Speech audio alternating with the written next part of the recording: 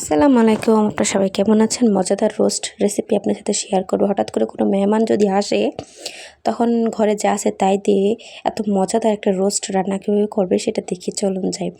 প্রথমে আমি মুরগির লেগ পিসগুলো নিয়ে নিব, রানগুলো নিয়ে ভালো করে ধুয়ে পুছে নিব, একটু পানি জানি না থাকে।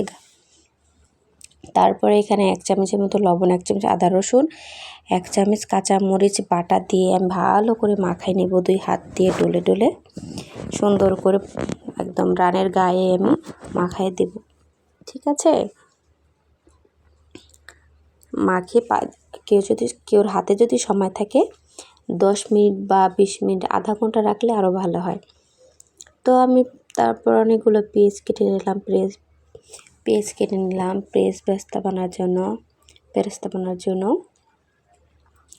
তো আমি প্যানে দিয়ে দিলাম, এটা হতে থাক। তো বেরেস্তা হয়ে গেছে।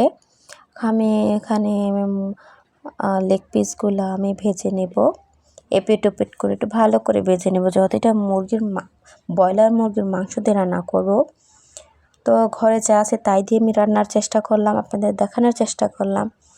সবসময় যে হঠাৎ করে একটা মেহমান আসলে তাকে আপ্যায়ন কীভাবে করতে হবে, বা যারা নতুন তাদের তো একটু অনেক কিছুরই জানা থাকে, শেখার থাকে। তো আমি ভালো করে ভেজে নিয়েছি, আর ওই অল্প একটু তেল ছিল, সেখানে আমি কাঁচামরিচ, বাদাম, এলাচ, দারচিনি, জয়ফল, জয়ত্রী, কিচমিচ, সব ধরনের মশলা, কাঁচামরিচ আমি বেটে, এখানে টমেটো, সব কিছু আমি ব্লেন্ড করে নিয়ে দিয়েছি। আমি একটু পরে তেল দিব, এটা দেখতে পাবেন। প্রথমে এটার কাঁচা ভাবটা আমি সরাই ফেলবো। আর এখানে দিয়েছি আমি 3 টেবিল চামচের মতো কাঁচামরিচ বাটাও দিয়ে নিয়েছি, আবার লবণও দিয়ে নিয়েছি 1 চামচ। তো এটা সুন্দর করে ভালো করে মাখিয়ে এটার যেটা কাঁচা গন্ধ আমি এটা সরাই নিব। তারপর আমি এখানে তেল দেব, আর এখানে আধা বাটির মতো তেল ছিল। আমি যে পেরেস্তা যে বানাইলাম সেটা থেকে অনেকটা তেল বাচ্ছিল। প্রথমে তেল দিলে কী হয়, অনেক তেলটা ছিটে, হ্যাঁ, এটার কারণে পোড়া খিচুড়ি মাছ পাড়ে তেল হয়ে যায়। এর জন্য আমি তেলটা অল্প তেলের মধ্যে হালকা কষানোর পর আমি তেলটা দিয়ে নিছি। আর এখানে আমি কেউ চাইলে এখানে ঘি দিতেও পারেন, বাটার দিতেও পারেন, সমস্যা নেই। তো আদা রসুন বাটা দিয়ে আমি ভালো করে কষাই নিছি। আদা বাটাও আমি 3 থেকে 4 চামচ পর্যন্ত দিয়ে নিয়েছি। তো এখানে 1 চামচের মতো সজের গুঁড়ো, আধা চামচের মতো একটু মরিচ দিয়ে নিলাম, শুকনো মরিচের গুঁড়োটা আমি দিয়ে নিয়েছি। এটা একটু ভালো করে একটু কষে নেব অল্প জালে। আমি জালটাকে তো খুব বেশি বাড়াই নাই, খুব কম জালে আমি রান্না করছি, দেখতে পাচ্ছেন। আর এখানে ছিল টক দই আমি রাতে রাখছিলাম, মানে বাটিতে দুধ রেখে ঢেকে দিছিলাম। আর কিছুই দিইনি, এখানে কোনো মশলা আসে না, দই ফাটা বানানোর জন্য যে দই এর বীজটা দিতে হয়, কিছুই দিইনি, এটা ভেবে রেখে দিয়েছিলাম। আল্লাহর রহমতে কি সুন্দর দইটা হয়ে গেছে, রেখেছিলাম। তো এখানেও হবে 2 থেকে 3 চামচের মতো টক দই হবে। তো সেটাতে ভালো করে কষিয়ে একদম এরকম যখন তেল ছেড়ে দেবে তখনই আমি রোস্টেড পিসগুলো দিয়ে দিব।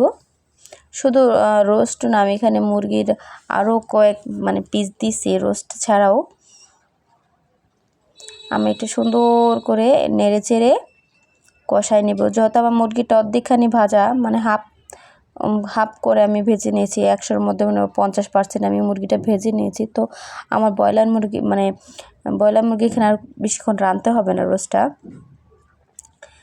এরকম অল্প জালে আমি সুন্দর করে কষিয়ে নিছি ধীরে ধীরে। দেখতেই পাচ্ছেন মাশাআল্লাহ কি সুন্দর কষছে, আর কি পরিমাণ তেল ছেড়ে দিছে।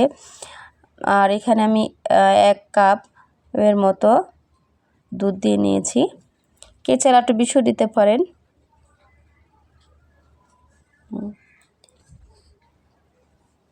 আমি পরে প্রথম মনে হচ্ছে 1 কাপ দিলেই হবে, পরে দেখলাম না, পরে মা আরও 1 কাপ দিছে। আর কমসে কম 15 থেকে 20 মিনিট আমি রান্না করে নেওয়ার পর যখন হয়ে গেছে প্রায়, তার 2-3 মিনিট আগে আপনি 1 চামচ চিনি দিয়ে বা 2 চামচ চিনি দিয়ে এটা পরিবেশন করতে পারেন। মজাদার অনেকটা খাবার, ঝটফট একদম একটা রেসিপি। যদি আমার ভিডিও কেউ ভালো লাগে, লাইক কমেন্ট শেয়ার করে সাবস্ক্রাইব করে দিবেন, বন্ধুদের সাথে শেয়ার করে দিবেন। ধন্যবাদ অনেক আমার ভিডিও দেখার জন্য। তো দেখতে পাচ্ছেন আমার রোস্টের ফাইনাল লুক। উপর দিয়ে আমি পেরেস্তা দিয়ে দিয়েছি। তো মাশাআল্লাহ দেখতে অনেক সুন্দর। সবাই ভালো থাকবেন, আল্লাহ হাফেজ।